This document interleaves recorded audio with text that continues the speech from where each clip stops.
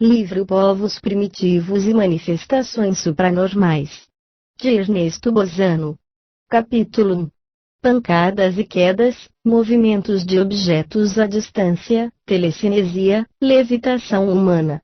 As manifestações de natureza acima indicada ocupam um lugar respeitável na origem das crenças anímicas dos povos primitivos, e Lang tem razão quando afirma que uma das principais causas que deram origem à religião fetichista entre os selvagens, provém da observação dos fenômenos de objetos que se moviam sem contato na presença dos feiticeiros. Ele escreve: agora procuraremos demonstrar como provavelmente o fetichismo, crença de que um espírito anima ou governa objetos inanimados, ou se comunica por meio deles, tem a origem nos eventos que talvez não sejam normais, ou que, pelo menos, parecem supranormais para os selvagens.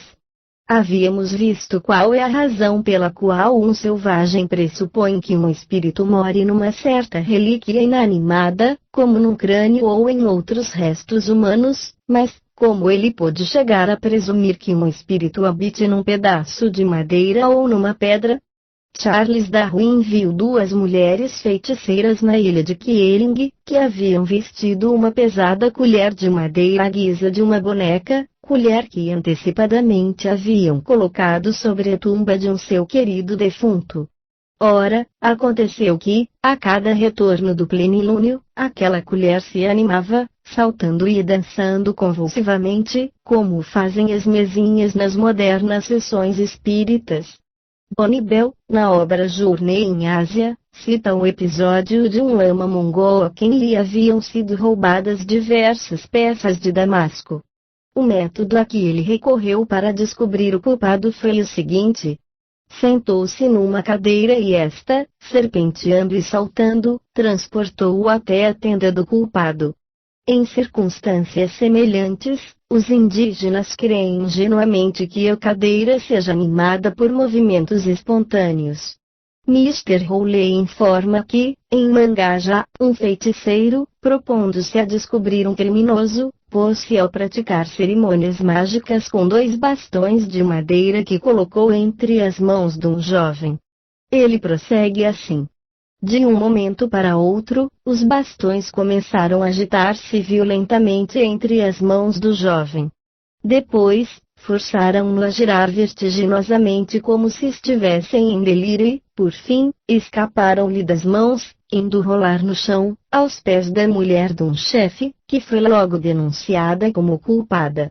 Duff MacDonald, descrevendo as práticas mágicas em uso entre os Yaos, observa: os feiticeiros entregaram a um homem um bastão que, depois de algum tempo, começou a agitar-se como se estivesse animado e, finalmente, ele arrastou quem o segurava, em grande velocidade, na direção do ladrão ou do culpado. Esta última façanha, em país selvagem, lembra outras análogas na Europa, e especialmente a do famoso Jacques Aymar de Lyon, descobridor de assassinos mediante a varinha divinatória. O Dr. Codrington encontrou na Melanésia um costume análogo. Nesse lugar, creem explicitamente que os bastões sejam movimentados por espíritos. O mago e uma outra pessoa pegam o bastão, cada qual por uma ponta, perguntando qual é o espírito que atormenta o consulente. Quando o espírito obsessor é chamado, o bastão se agita violentamente. Entre os Zulus, manifestações semelhantes assumem aspectos curiosos. Já havíamos narrado a anedota de um Zulu, de nome Johnny, que, tendo um shilling para gastar, consultou um feiticeiro, a quem depois não quis pagar, porque a resposta titubeante do mesmo não o satisfez, reservando o seu dinheiro para uma outra manifestação mais meritória. Ele se dirigiu a um médium de nome Unomantisintici, que adivinhava por meio dos umabacula, bastõezinhos dançantes que são descritos, como segue, pelo mesmo Zulu consulente. Quando falam não, eles caem por terra; quando falam sim, levantam-se e dançam ao redor animadamente, depois pular a zero acima da pessoa que veio consultá-los e firmam-se no ponto em que se encontra a enfermidade do consulente. Se ela se encontra na cabeça, eles pulam sobre a cabeça. Nós tínhamos mais fé no Uzuma Bakula do que nos feiticeiros. Mas, vê-se que são poucos. De qualquer modo, Bonnie ficou plenamente satisfeito, pagou seu cilingue e voltou ao acampamento. Esses bastõezinhos têm o comprimento de um pé. Não parece que se acredite que são movidos por espíritos, como não parece que são considerados como fetiches. Tylor cita uma forma bastante familiar entre os selvagens de experiências com pêndulo. Entre os Karens, é suspenso um anel por um fio sobre a bacia metálica. Os parentes do defunto aproximam-se, um depois do outro, e batem na bacia. Quando chega a vez daquele que é o mais querido do defunto, o espírito se manifesta, dando arrancos no fio, torcendo até arrebentá-lo e fazendo cair o anel na bacia. Sociologia, volume 2, páginas 147 a 151. Neste outro trecho, trata-se de preferência dos fenômenos fônicos. Sobre eles, refere-se Luiz Jacoliot, presidente da Corte de Justiça de Chandernagara, na Índia, no seu livro Occult Science in India. Ele experimentou por muito tempo, na própria casa, com um célebre faquir, de nome Kavindasamy, assistindo a manifestações notabilíssimas, rigorosamente controladas. Do ponto de vista aqui considerado, eis o que ele tem para contar. O faquir estendeu ambas as mãos na direção de um grande vaso de bronze cheio d'água. Transcorridos 5 minutos, o vaso começou a balançar na sua base. Depois, começou a se aproximar do faquir, rastejando devagar e sem se sacudir. À medida que a distância diminuía, ressoavam sobre o vaso de bronze golpes metálicos, sempre mais frequentes e sonoros, como se fossem pancadinhas de uma vara de aço. Em certos momentos, as pancadas seguiam-se muito rápidas e apressadas, transformando-se em um barulho semelhante a uma chuva de granizo sobre um teto metálico. Acrescente-se que uma vez, depois do meu convite, as pancadas converteram-se num rumor contínuo, como o rufar de um tambor. Em seguida, sempre após o convite, transformaram-se no tic-tac regular de um poderoso relógio de pêndulo. Ereward Carrington, que cita esse trecho em seu livro The History of Psychic Science, página 235, observa a respeito. Vou comparar a descrição exposta com a seguinte, de William Crookes, na qual se descreve um fenômeno análogo, ocorrido com o médium B.B. Home. De repente, ouviram-se pancadinhas sobre o pergaminho estendido, como se fossem atirados duros grãozinhos de areia. E em cada volta que aconteciam essas percussões, os fragmentos do material lá depositado saltavam visivelmente. Em certos momentos, aquelas pancadinhas tornavam-se rápidas e precisas como as de um roquete de indução, enquanto, em outros momentos, eram ritmados e lentos como os segundos de um relógio de pêndulo. Tomo este outro exemplo, que trata preponderantemente de fenômenos de telecinesia, do livro do Dr. Gibier, L'Espiritisme e Faquirisme Ocidental, páginas 67 e 68, é um exemplo bastante mais complexo do que os outros que o antecederam. O magistrado-chefe do estado de Wisconsin escreve nestes termos ao governador do mesmo estado, Sr. Talmadge. Na semana que transcorreu, tive uma conversa com L. Bonnie Dubai, a quem já conhecia. Ele passou quase toda a vida no meio dos índios e foi, por muitos anos, agente da Companhia Americana do Comércio de Peles. Contou-me incidentes semelhantes, os quais provam que comunicações com os habitantes do outro mundo são muito familiares aos índios. Entre outras coisas, disse-me que, em várias circunstâncias, viu um doutor índio construir uma cabana especial, com estacas profundamente enterradas no solo, que depois recobriu com peles de veado, com o fim de formar 3 pequenas tendas, as quais não podiam comportar senão uma pessoa sentada. Essas tendas eram colocadas a cerca de 2 pés de distância uma da outra. Numa, o doutor depunha os seus calçados, na outra, as suas polainas e, na do meio, entrava ele mesmo. Isso feito, qualquer índio que quisesse conversar com um dos seus valentes defuntos, formulava as próprias perguntas e, nesse instante, as tendas começavam a balançar fortemente, como se fossem movidas em algum lugar no seu interior. E faziam-se ouvir vozes que saíam de uma ou da outra e, às vezes, de todas as três ao mesmo tempo. Essas vozes não eram inteligíveis senão para o doutor, que se encarregava de traduzi-las.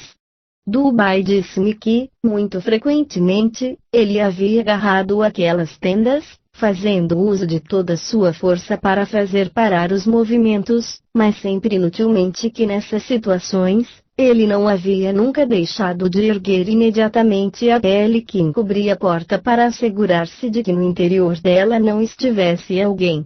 Sob o nosso atual ponto de vista, devo ressaltar, nesse episódio exposto, o fenômeno dos movimentos de tendas, entre os quais não era algum fenômeno de telecinesia notabilíssimo, mas que se encontra muito frequentemente nas narrações dos exploradores e dos missionários e que igualar-se-á aos melhores do gênero, obtidos com médiuns europeus, como B. Home e Eusapia Paladino. Vou apenas, nesta oportunidade, dar relevo, outrassim, a outro importante fenômeno de voz direta, o qual, por sua vez, manifesta-se bastante frequentemente nas experiências dos feiticeiros, ou médicos selvagens, e dos quais forneceremos mais outros exemplos notáveis. É inútil acrescentar que, entre os povos civilizados, obtém-se odiernamente manifestações semelhantes igualmente maravilhosas. Por isso é que se atribuiu, no conjunto dos episódios expostos, ser preciso acrescentar que Lang colheu numerosos exemplos do gênero, tendo como local as tribos selvagens mais discrepantes do mundo e dos quais se tira o ensinamento de que os fenômenos de telecinesia realizam-se com mais frequência entre os povos selvagens que os que existem entre os povos civilizados, e que naturalmente é devido ao fato de que, no ambiente selvagem, foram constantemente favorecidos e desenvolvidos com as curas, enquanto que em ambiente civilizado foram unanimemente reprovados durante séculos pelos doutos e pelos profanos, como míseras superstições da mais crédula ignorância. Por essa razão lograram ver condenado ao ostracismo científico um catálogo de pesquisas importantíssimas, que interessa igualmente a física, a fisiologia, a psicologia e a antropologia. Em louvor da absoluta genuinidade dos fenômenos de telecinesia que se realizam entre os povos selvagens, e, sobretudo, em louvor daqueles que mais pareceram suspeitos e que são os movimentos das tendas em cujo interior se encontra um feiticeiro médico, irei reproduzir o testemunho de um desses feiticeiros, convertido ao cristianismo, testemunho importante, pois que foi feito no leito de morte, a pedido de um missionário. Na obra de Emardinge, Modern American Spiritualism, páginas 485 e 487, lê-se o seguinte episódio narrado pelo missionário William M. Johnson, protagonista do mesmo episódio. Ele escreve: Malchusco fora um notável Shezapte, ou adivinho, que morreu no ano de 1840, na ilha Round, próximo de Massinac. Durante mais de 10 anos, levou uma vida exemplar, de perfeito cristão, e pertencia à igreja presbiteriana. Tendo sido informado de que sua morte se avizinhava, fui visitá-lo. Cumprimentou-me, dizendo: Entra, meu nozis, sobrinho. Sentei-me ao lado dele, acendendo o cachimbo para lhe dar prazer, e depois lhe disse: Meu caro Nemitomis, avô, tu estás muito velho e muito fraco e não podes esperar viver por longo tempo. Quererás dizer-me a verdade acerca de tuas práticas nas vezes em que te fazias de adivinho? O que era que movia a tenda na qual profetizavas? E quem era que profetizava? Ele permaneceu um momento em silêncio e depois respondeu: Meu nozis, és quase da minha gente. sei que estou para morrer. Dir-te-ei toda a verdade. Deves saber que na juventude, para tornar-me adivinho, submeti-me a jejuns durante 10 dias seguidos, como é costume da nossa tribo. E quanto mais meu corpo se tornava fraco pelo jejum, tanto mais crescia o poder do meu espírito, da minha alma. Numa única visão, eu abarcava uma vastíssima extensão de países. Em seguida, um espírito superior vinha conversar comigo, exortando-me a recorrer a ele nos momentos que eu considerasse necessário. Logo depois, vinha minha mãe trazer-me alimento e, então, punha fim ao grande jejum. A primeira vez que profetizei foi numa expedição guerreira. Havíamos ido em direção a Chicago, e o chefe temia que o inimigo pudesse atacar de surpresa. Estávamos desprovidos de víveres. O momento era urgente. O chefe pediu-me insistentemente para escrutar o futuro e finalmente consenti. Depois de achar-me preparado, me introduzi na tenda Shezakei, e, de repente, a presença de um espírito fez-se notar pela violenta oscilação para a frente e para trás que aconteceu na tenda. Então, os chefes guerreiros exclamaram: Espírito, revela-nos onde se encontram nossos inimigos. E eis que minha visão espiritual estendeu-se sobre vastíssimas regiões por mim desconhecidas e de maneira que todos os objetos eram visíveis para mim. Vi que nossos inimigos estavam nas suas aldeias, desconhecendo o perigo que se lhes oferecia. Vi também uma região vizinha na qual abundava a caça. Referi tudo isso aos guerreiros que me consultavam. Um dia depois disso, achamos lá alimento em quantidade, caçando na região por mim vista, e, poucos dias depois, vencemos os inimigos e voltamos para nossas aldeias com os troféus da vitória. Daquele dia em diante, exercitei frequentemente meus poderes na tribo a que eu pertencia. Para satisfazer aqueles que duvidavam, eu permitia que me amarrassem como melhor quisessem. Algumas vezes colocavam um homem dentro da tenda, que oscilava e vibrava igualmente, tão logo se manifestava um espírito, enquanto a corda com que haviam me amarrado, desfazia-se, deixando-me livre. Frequentemente, via ao longe um globo de luz na abertura colocada no vértice da tenda e algumas vezes apareciam espíritos. As palavras que me dirigiam eram ouvidas por todos, mas só eu as compreendia. Meu Gnosis, agora eu me tornei um fervoroso cristão e meus dias estão contados. Isto que te disse é a verdade, toda a verdade. Eu não soube explicar o poder que me foi conferido e não sei descrevê-lo, mas não era eu que movimentava a tenda. Entrava em comunicação com seres sobrenaturais, ou inteligências pensantes, ou espíritos que agiam na minha mente ou sobre minha alma e revelavam-me isto que descrevi. Esta é a interessante declaração feita no leito de morte pelo Pele Vermelha de Vinho, convertido ao cristianismo, há cerca de 10 anos. Ela, portanto, assume um valor de testemunho a favor da genuinidade dos fenômenos das tendas oscilantes, também quando lá no seu interior se encontra o doutor feiticeiro. De resto, foi visto o que, no caso precedente, os movimentos da tenda aconteciam no interior dela mesma, quando não havia ninguém, e foram conhecidos muitos outros casos análogos de tendas fortemente vibrantes, em condições de manifestações inconciliáveis com a hipótese de fraude. Sem contar que essa hipótese não é sustentada por alguma façanha dos bastõezinhos animados, anteriormente referida. Em suma, deve-se concluir que a genuinidade dos fenômenos de telecinesia que se realizam entre os povos selvagens, resulta, de qualquer modo, demonstrada. Isto estabelecido, passo a referir 2 casos importantes de levitação humana. Tiro este primeiro episódio de um relato que o etnólogo R. W. F. Johnson enviou ao Journal of the American S.P.R., 1937, página 229.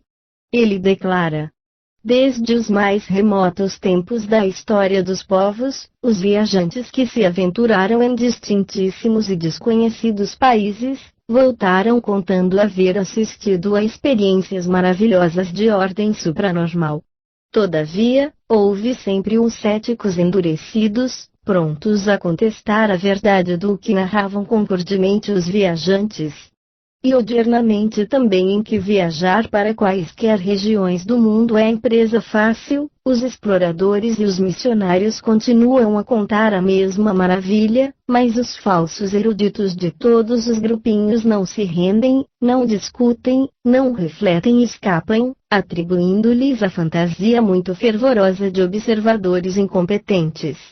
O escritor, contudo, sabendo resguardar-se, à sua volta, da condenação dos falsos eruditos, sente o dever de referir duas importantes experiências a que pôde assistir no norte da Índia, por obra dos poderes extraordinários de dois yogis, experiências que o levaram a inferir que, se os nossos 5 sentidos valem ainda para alguma coisa, então, isso que se observa coletivamente em grande quantidade, deve considerar-se como tendo efetivamente acontecido. Em primeiro lugar, pude assistir a uma levitação humana, que se deu em circunstâncias que indubitavelmente não foram preparadas antes. Fui convidado para uma recepção que o governador civil da Índia oferecia ao chefe da tribo da província de Peshawar. Na recepção, estava incluído um entretenimento no qual um yogi executava toda sorte de truques com cartas, à maneira dos prestidigitadores. Entretanto, ele fez assistir também à levitação de uma menina que ele havia trazido. Estava junto com todos, no meio de um prado coberto de ervas, que servia de palco para o jogo de cricket. Nessas condições experimentais certamente não era possível cometer enganos. A menina colocou-se por terra, reclinando a cabeça sobre a mão direita e entregou-se ao descanso como de uma pessoa deitada na cama. Seu outro braço estava esticado ao longo do corpo, com a mão que apertava um bastãozinho de bambu, delgado como um lápis e que estava fincado no chão, à guisa de uma estaca para sustentar ervilhas. O yogi pôs-se a fazer alguns passes magnéticos ao longo do corpo da menina que logo caiu em transe. Então, o corpo dela, rígido, começou a elevar-se lentamente, até alcançar a altura de 4 pés. O único contato que a menina tinha com o chão era feito com sua mão, que tinha conseguido elevar-se do corpo, escorregando passivamente ao longo do bastãozinho. Não é preciso fazer-se notar que aquele débil bastãozinho não poderia suportar o peso de uma menina, sem que resultasse ser fisicamente impossível para ela manter-se no ar, com o corpo na horizontal. Os espectadores foram convidados a passar as mãos em torno do corpo da menina que flutuava no ar, assim como também a palpar-lhe o mesmo. Foi isso que valeu para convencer a todos, de maneira decisiva, que nada existia que pudesse sustentar no ar aquele corpo. Repito, ainda uma vez, que essa experiência teve lugar no meio de um campo coberto de ervas. Em suma, a menos que se pretenda que todos fôssemos hipnotizados, a levitação de um corpo humano por nós observado torna-se um fato positivamente correto. Saliento, enfim, um particular interessante no caso exposto. É que nosso yogi havia feito levitar uma menina quando normalmente é o corpo do próprio yogi que sustenta a levitação. Os espectadores discutiram por longo tempo esse prodígio a que haviam assistido, chegando à conclusão de que todos haviam observado exatamente os mesmos particulares no desenvolvimento do fenômeno.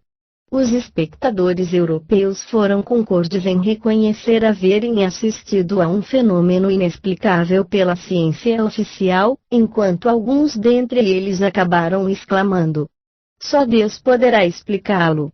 Quanto aos indianos, não demonstraram surpresa nenhuma, limitando-se a explicar que os yogis submetem-se desde a infância a uma severíssima disciplina do corpo e do espírito, com a finalidade de adquirirem poderes supranormais, na base dos quais, segundo os indianos, nada é impossível para um yogi. Este é o interessante caso a que pôde assistir o etnólogo Johnson e parece-me que os falsos eruditos, aos quais ele alude, deveriam desta vez reconhecer lealmente encontrarem-se em presença de um caso de levitação humana, efetivamente objetivo e indubitavelmente certo, uma vez que se os falsos eruditos mencionados possuíssem noções adequadas no domínio da pesquisa hipnótica, saberiam quanto será difícil também para um poderoso hipnotizador, sugestionar pela primeira vez, qualquer sujeito, pois que não se conhecem exemplos de experiências nas quais um hipnotizador houvesse provocado o estado de credulidade hipnótica, não apenas no próprio sujeito, mas simultaneamente, em todos aqueles que assistiam à própria experiência. Ora, no nosso caso, os assistentes eram um grupo numeroso de pessoas inteligentes e cultas. Isto explicado, parece-me que não é o caso de se acrescentar mais nada a esse respeito. Referindo-me às funções do bastãozinho, leve como um lápis, plantado no solo, direi que os yogis explicam como isso não seja necessário, mas que, em certas circunstâncias, torna-se útil adotá-lo, porque o bastãozinho facilita a levitação, mantendo contato entre o corpo levitado e a superfície do solo, do qual se desprendem correntes invisíveis de força centrífuga, as quais, sendo absorvidas pelo organismo magnetizado do sujeito, contribuem para mantê-lo suspenso no ar. Finalmente, viu-se que o relator fala de duas experiências que ele se sente no dever de referir, malgrado a hostilidade inevitável dos falsos eruditos.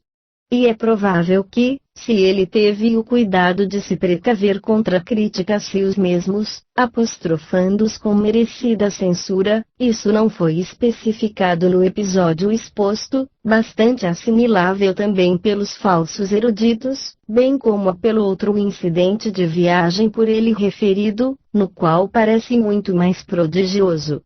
Reservo-me citá-lo na categoria que a ele compete, que é a dos sortilégios. Retiro este segundo episódio de levitação humana do número de outubro de 1904, da North American Review, no qual foi publicado o relato do explorador A. Kelar, que naqueles dias voltava de uma longa viagem na África do Sul, Zululand. Ele, entre outros, conta o seguinte episódio. No Natal, vi um feiticeiro que provocou a levitação de um jovem Zulu, agitando um punhado de ervas por cima de sua cabeça. Era de tarde, e ao redor do fogo do meu acampamento havia se juntado um grupo de faquires aos quais fiz ver alguns dos meus truques de prestidigitação que os interessaram mediocremente. Depois do que um deles afastou-se para retornar em companhia de um doutor em feitiçaria, com aspecto repulsivo e que foi o protagonista do fenômeno que me proponho narrar. Ele se fez, bastante tempo, primeiro de rogado, antes de decidir-se a dar uma prova dos seus poderes. Mas, finalmente, pegou uma espécie de bastão e fixou na extremidade de uma correia de couro, do tamanho aproximado de 2 pés. Então, um jovem indígena, alto e atlético, cujos olhos fichavam-se ansiosamente nos do feiticeiro, pegou o seu bastão de noz, fixou na extremidade de uma correia de couro análoga a outra e igualmente com o comprimento de 2 pés. Isso feito, os dois homens começaram a girar esses engenhos em torno de suas cabeças, mantendo uma distância de cerca de 6 pés entre eles e conservando-se em silêncio. Estavam ambos totalmente iluminados pela forte luz do fogo. Quando os bastões entravam em contato um com o outro, produziam uma centelha, ou uma chama que parecia passar de um para o outro. E, na terceira vez, nessas centelhas produziu-se uma explosão, em seguida da qual o bastão do jovem Zulu ficou em pedaços e ele caiu de bruços no chão, privado dos sentidos. Então, o feiticeiro ajuntou uma porção de ervas longas, cujo caule estava distante cerca de 3 pés. ficando longe do fogo, fez essa porção girar em torno da cabeça do jovem Zulu que jazia como morto, todo iluminado pelo fogo. Pouco depois, vi aquela erva tornar-se incandescente, embora o feiticeiro estivesse distante mais de 20 pés do fogo, e depois inflamar-se e arder lentamente, crepitando forte. Então o feiticeiro aproximou-se bastante do corpo exânime do indígena, passando levemente aquelas ervas em chamas diante do seu rosto, à distância de um pé. Para meu profundo espanto, aquele corpo elevou-se lentamente do solo e flutuou no ar, cerca de 3 pés de altura.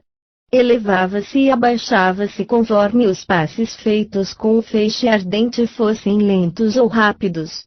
Quando o feixe consumiu-se pelo fogo e caiu por terra, carbonizado, também o corpo do jovem Zulu recaiu por terra. Bastaram alguns passes magnéticos feitos com as mãos pelo feiticeiro para que ele despertasse e se pusesse de pé, sem dar sinal de haver, de forma nenhuma, sofrido por causa desse experimento a que havia sido submetido. Não é o caso de se salientar que os fenômenos de levitação do corpo humano se realizam odiernamente nos povos civilizados. É suficiente acenar para as famosas levitações de San Giuseppe da Cupertino, D.D. Home, de William Stein Thomas e, mais recentemente, do célebre médium islandês Indrid Indridason. O que há de novo no episódio exposto é a modalidade inusitada da qual se vale o feiticeiro Zulu para alcançar o objetivo. Não será inútil recordar que a modalidade da qual se valem os sensitivos ou os médiums para provocar a realização dos fenômenos supranormais dessa espécie variam ao infinito e diversificam-se grandemente de um povo para o outro, o que, porém, não apresenta valor teórico, tratando-se de métodos empíricos que não têm outra eficácia senão a de favorecer a imersão das faculdades supranormais subconscientes. E para tal escopo, todos os métodos equivalem-se na condição de que quem os adota creia cegamente na sua eficácia.